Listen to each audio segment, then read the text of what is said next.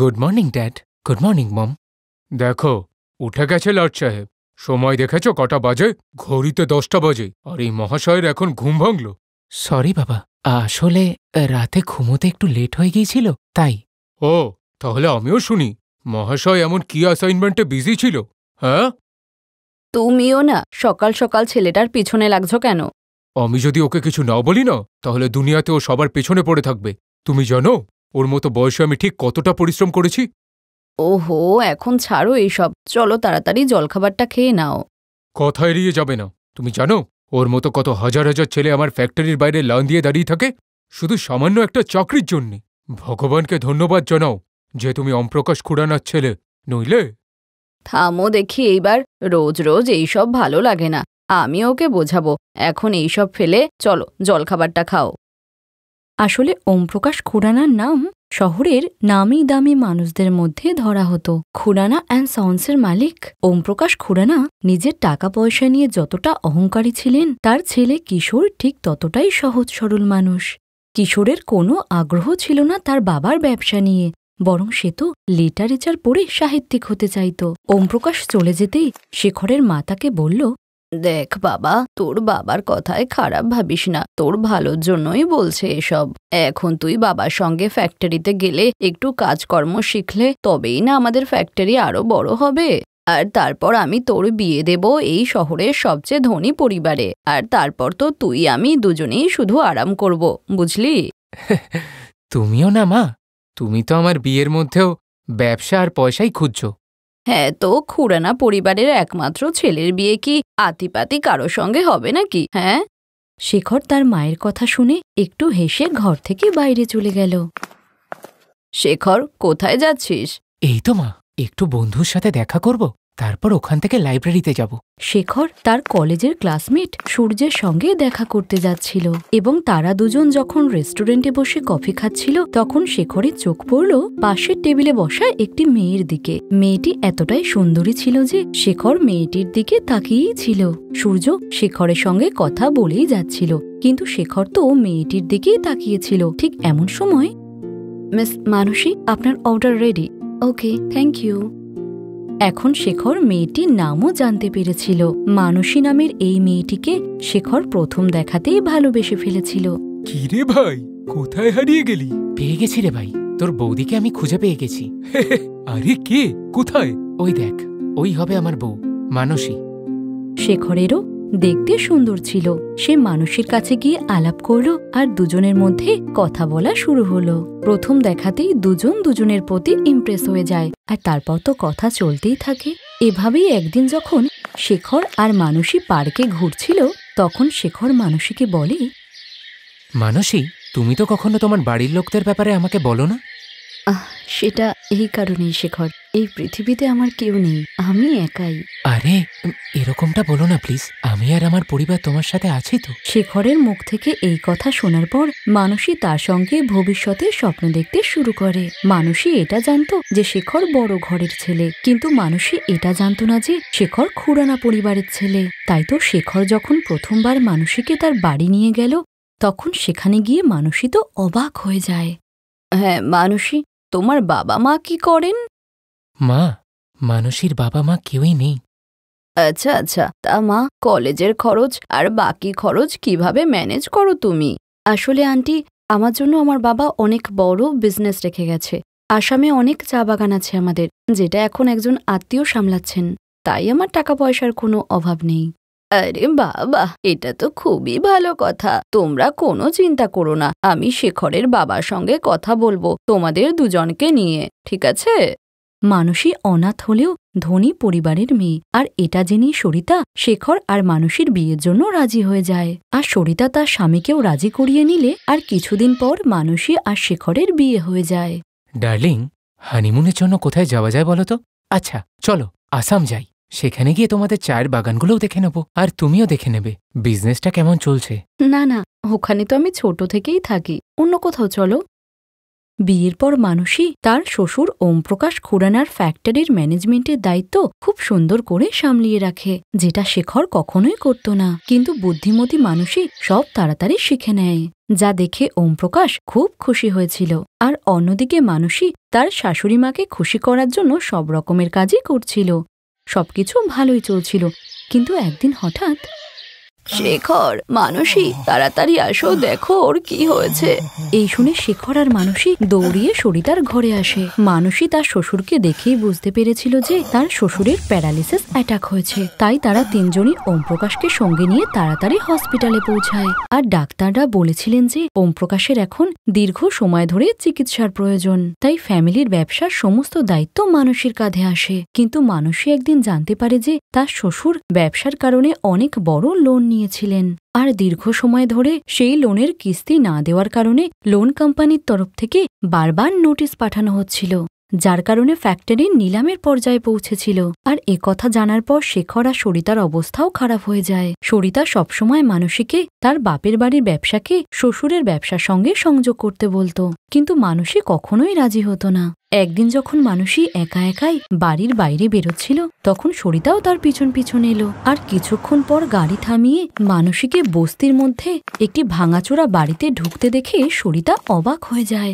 সেও সরিতার পিছনে গিয়ে জানালা দিয়ে লুকিয়ে বাড়ির ভিতরের কথা শুনছিল। আর তারপর, বাবা, মা, এই দেখো আমি এসেছি। কেমন আছিস রে মা? জামাই আসেনি? না মা, আমি আমাদের এই বাড়ি সম্পর্কে শ্বশুরবাড়িতে কিছুই বলিনি এখনো। আর কিছুদিন পরেই আমি ওদেরকে সবকিছু বলে দেব, তারপর তোমাদেরকে ওদের সঙ্গে দেখাও করাবো, কথা দিলাম। আসলে মানসীর বাবা মায়ের কোনো চায়ের বাগানই ছিল না, আর না তারা মারা গিয়েছিলেন। মানসী ছিল একটি গরিব পরিবারের মেয়ে, যে শেখরকে ভীষণ ভালোবাসত।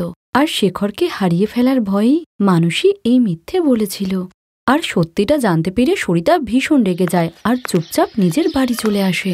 আর মানসীও কিছুক্ষণ পর ফ্যাক্টরিতে আসে।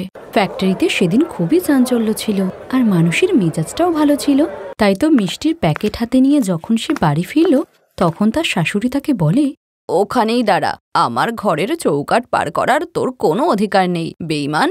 তুমি আমাকেও মিথ্যে বললে মানসী, কিন্তু কেন? মানসী এটা ভালোভাবেই বুঝতে পেরেছিল যে এখন সত্যিটা সবাই জেনে গেছে, আর ভয়ে তার হাতের মিষ্টির প্যাকেটটা মাটিতে পড়ে যায়। এই মিষ্টি কি আমাদের বদনাম করার খুশিতে এনেছিস? তুই বদনাম করেছিস আমাদেরকে। এরপর মানসীর কিছু উত্তর দেওয়ার আগেই তার শাশুড়ি তার কাছে একটি সুটকেস রেখে বলে, এটা ধর আর এখান থেকে বেরিয়ে যা, আর কোনোদিন নিজের মুখটা আমাদেরকে দেখাবি না। আর ডিভোর্সের কাগজ তোরই কুড়ে ঘরে পৌঁছে যাবে, বুঝেছিস? আর হ্যাঁ, মিথ্যে কথা বলে যে অন্যায় তুই করেছিস আমার ছেলের সঙ্গে, তার হিসেব পুলিশ নেবে, আর তোরই ভিখারি বাবা মায়ের থেকেও। এই শুনে মানসী খুবই কষ্ট পেয়ে সেখান থেকে চলে যায়। সরিতা আর ওমপ্রকাশ ভীষণ রেগেছিল, আর শেখর ছিল দুঃখী হয়ে। কিন্তু পরের দিন সকালে এমন ঘটনা ঘটল যেটা কেউ স্বপ্নেও ভাবতে পারেনি।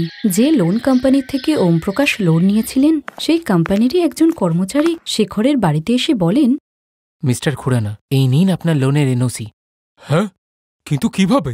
আরে, মানসী ম্যাডাম কি আপনাকে কিছুই বলেনি নাকি? উনি শহরের বিজনেস টাইকুন ভাডানি গ্রুপের সাথে একটি ডিল সাইন করেছে, আর ওই ডিলের পেমেন্ট ডাইরেক্ট আমাদের ট্রান্সফার করেছে। So now you can relax, because আপনার সব লোন ক্লিয়ার। এই শুনে ওমপ্রকাশ খুশি হলেও অবাক হয়, আর তখনই তার ফ্যাক্টরির ম্যানেজারের ফোন আসে তার কাছে। নমস্কার স্যার, মানসী ম্যাডামের সাথে একটু কথা বলার ছিল। ওনার ফোন সুইচ অফ, আর উনি এখনো অফিসে আসেনি। আমায় বলো, কি ব্যাপার? স্যার, ভাডানি গ্রুপের 2টো কনসাইনমেন্ট আমরা পৌঁছে দিয়েছি, আর আমাদের প্রোডাক্ট কোয়ালিটি দেখে ওরা খুবই খুশি হয়েছে। এই সবই যে মানসী ম্যাডামের পরিশ্রম, নয়তো আমরা যে সবাই হালই ছেড়ে দিয়েছিলাম। ফোন রাখতেই ওমপ্রকাশ কেঁদে ফেলে, আর সে সব সত্যিটা শেখর আর সরিতাকে বলে দেয়। এটা ঠিক কথাই যে মানসী মিথ্যে কথা বলে ভুল করেছিল, কিন্তু তার উদ্দেশ্য খারাপ ছিল না। আর এই কথাটাই শেখর আর সরিতা বুঝতে পারে। আর এখন তো আবার সবকিছু আগের মতো ঠিক হওয়ার কথা, কারণ এখন শেখর, সরিতা আর ওমপ্রকাশ তার বাড়ির বৌমাকে সসম্মানে ফিরিয়ে আনতে গাড়ি নিয়ে বেরিয়ে পড়ে।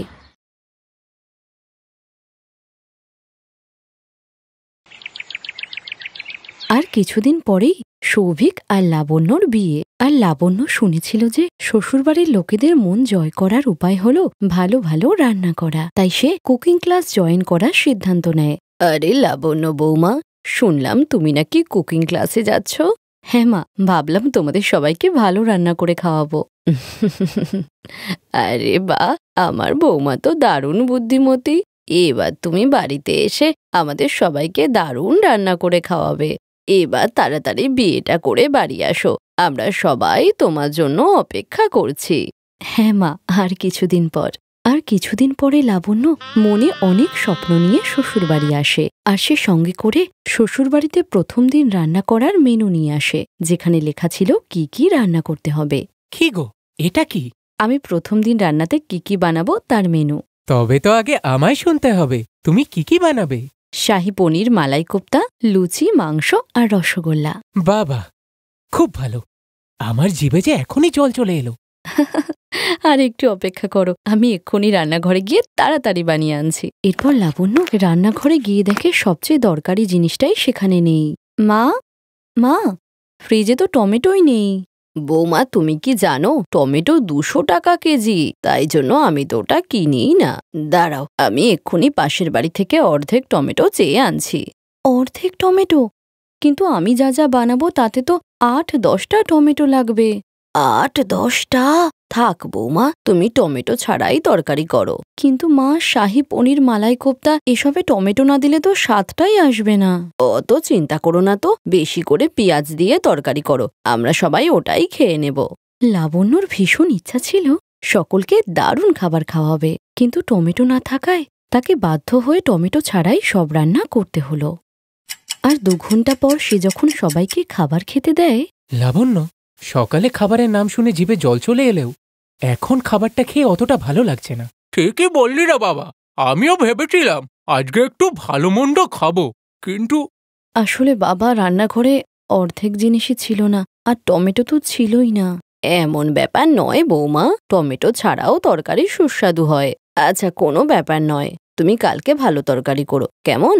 বেচারি লাবণ্য যেমনটা ভেবেছিল তার কিছুই হলো না। তাই জন্য পরের দিন তার শ্বশুর যখন বাজারে যাচ্ছিল, সে বলল, বাবা, একটু টমেটোও নিয়ে আসবে। ঠিক আছে বৌমা, আমি নিয়ে আসবো।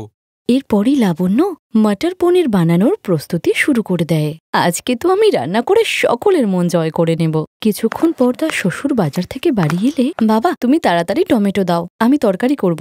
বৌমা, টমেটোর দাম যে অনেক বেশি, তাই আমি আনতে পারিনি। আমি তো প্রথমেই বলেছিলাম টমেটো অনেক দামি, কিন্তু টমেটো ছাড়া আমি তরকারি রান্না করব কেমন করে? আরে বৌমা, পেঁয়াজ, আদা, রসুন দিয়ে করে ফেলো, আমরা খেয়ে নেব সবাই। কিন্তু মা, এমন তরকারি খেতে কারো ভালো লাগবে না।